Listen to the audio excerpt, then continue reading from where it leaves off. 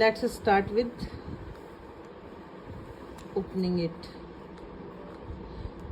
How to open? Just take out the rubber band, a single layer, cut it and just remove it.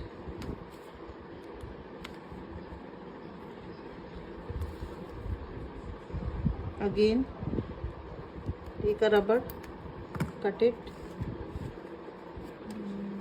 and then just remove it.